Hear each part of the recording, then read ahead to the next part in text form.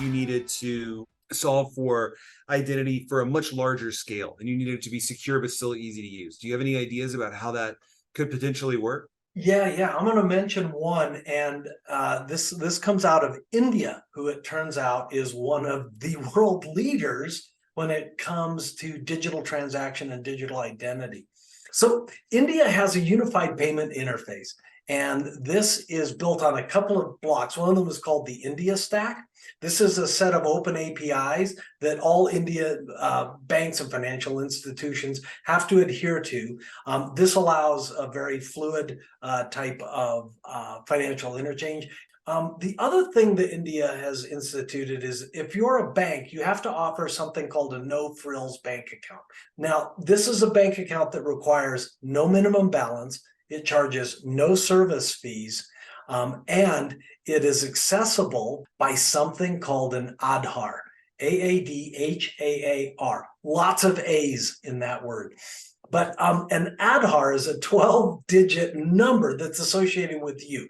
Think of it as a combination between your credit card number and your social security number. You prove that you, in fact, are you. Upon that, you get issued an Aadhaar. By the way, everyone in the world can see your Aadhaar. That's wonderful. It's great. Unlike a credit card number that you probably don't want to share with everyone, your Aadhaar is more like, if you're into security and public key encryption, this is more like your public key. Now, the private part of it, the part that you're going to use to kind of prove that assertion that you are you, apart from your Aadhaar, would be your fingerprint, for instance. That's most commonly what's used in India right now. Now, the result of these three things, the India Stack, no-frills bank account, and the Aadhaar, means that someone can walk down the street and literally buy a mango for cents using their Aadhaar and their fingerprint. And all of the transaction goes through. Even what in the US we would call the unbanked, those people that it's not financially feasible for them to use a bank account. Because of that no-frills bank account in India, anybody is able to do it. Aadhaar is available to everyone.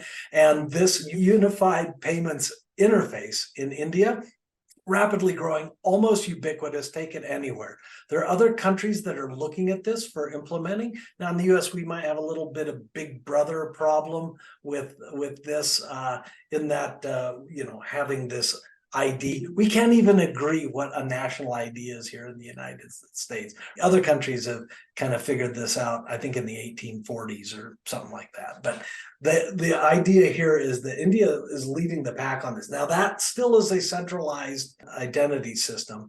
And there have been reports that some bad actors have hacked the fingerprint protocol on that. But assuming that gets fixed, it does seem to be the way of the future. At least for them. Yeah.